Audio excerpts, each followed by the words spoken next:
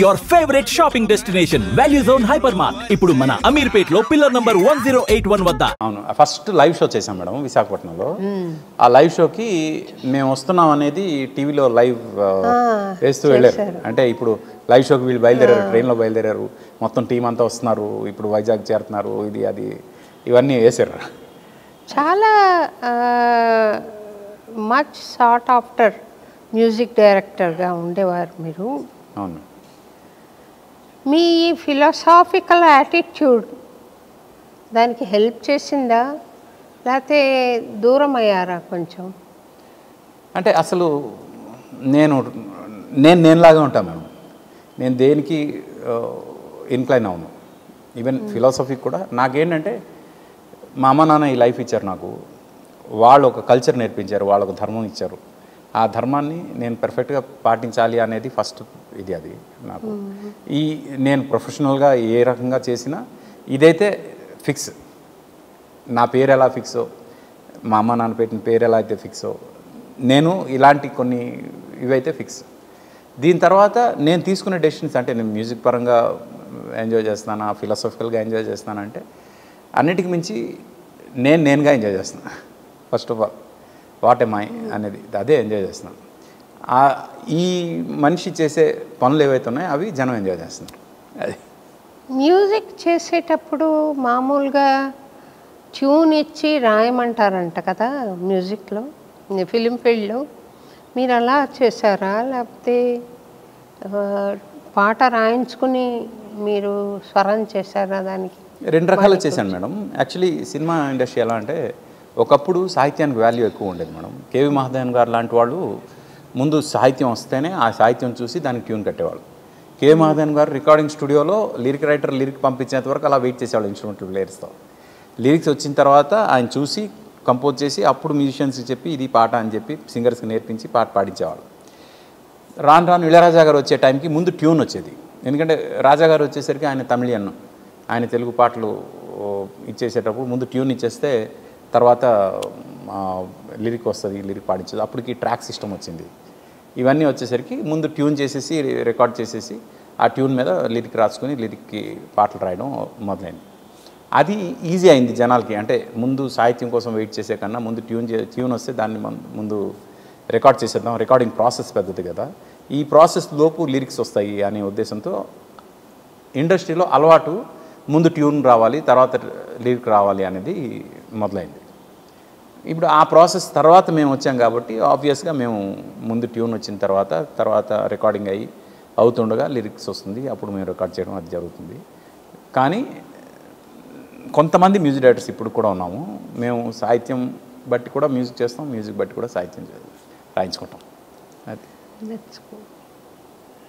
కానీ సిరివెన్నెల సీతారామ శాస్త్రి గారు లాంటి రైటర్ కూడా నేను 91లో ఒక శ్రద్ధాంజలి అని టైటిల్ పెట్టారు. కొన్ని మన బ్రహ్మకుమారీస్కి పాటలు రాశారు. నేను అప్పట్లో కొంచెం నా ఫిలాసఫీ గొప్ప అనే ఆలోచనలో ఉండేదాన్ని. నేను ఆయనకు చెప్పానన్నమాట, నేను నమ్మిన సిద్ధాంతాలకి విరుద్ధం కాకుండా మీరు రాస్తే నేను పాడతానండి ఆ పాటలు, లేకుంటే నేను పాడలేను అని చెప్పాను. ఆ కేవీకే రాజు గారు, నాగార్జున ఫర్టిలైజర్స్, ఆయన కూడా మీరు ఇట్లా ఒక ప్రోగ్రామ్కి చీఫ్ గెస్ట్గా రమ్మని నేను ఆయన మాకు చైర్మన్గా ఉండేవారు, పిలిస్తే నేను ఎందుకు రావాలి, నువ్వు పాడవు అంటే పాడట్లేదు కదా ఈ పాటలు అన్నాను. ఆయన పట్ల నాకు చాలా గౌరవం ఉంది, మంచి వాల్యూస్ ఉన్న మనిషి. అయితే నేను అప్పుడు ఒక ఆయన క్యాసెట్ చేయాలనుకుంటే నేనే పాడాను అన్నీ, ఆల్మోస్ట్ బాలు గారి చేత కూడా పాడించాను, మ్యూజిక్ నేను చేశాను. ఓకే. ఆ పాటలు ఏవి నేను నమ్మిన సిద్ధాంతానికి విరుద్ధం కాకుండా రాయండి దయచేసి అని కోరాను ఆయనని.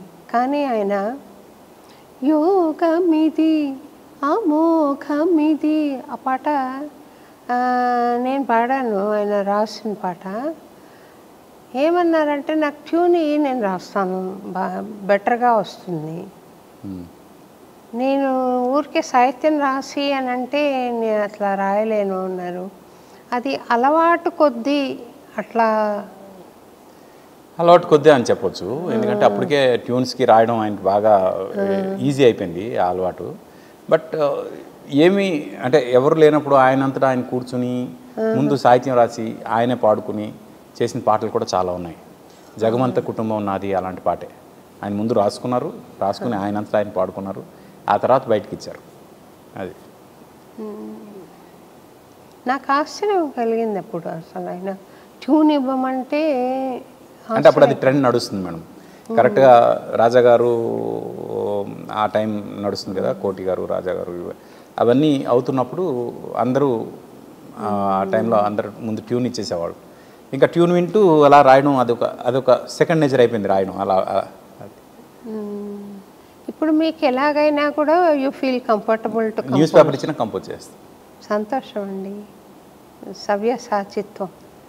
అంటే ఫ్రాంక్గా ఇక్కడ ఒక విషయం మీ ముందు ఒప్పుకుంటాం మేడం. ఏంటంటే నేను ఎక్కడ సంగీతం నేర్చుకోలేదు, నాకు రాగాలు స్వరాలు తెలియవు, నేను ఇన్స్ట్రుమెంట్ ప్లే చేయను, నేను ఎవరి దగ్గర అసిస్టెంట్గా చేయలేదు. అందుకు నేను ఇప్పుడు కనుక మీరు ఏదైనా ఇప్పుడు సిచ్యువేషన్ చెప్తే వెంటనే ట్యూన్ చెప్పేస్తాను. అది ఎలా సాధ్యం అంటే ఇందాక మీరు అన్నారు చూడండి వాసాంశ జీర్ణ అని, నా ఈ బాడీలోకి రాకముందు ఈ సోల్ ఇంతకుముందు ఒక పెద్ద మ్యూజిషియన్ బాడీలోంచి వచ్చిందని నా ఫీలింగ్.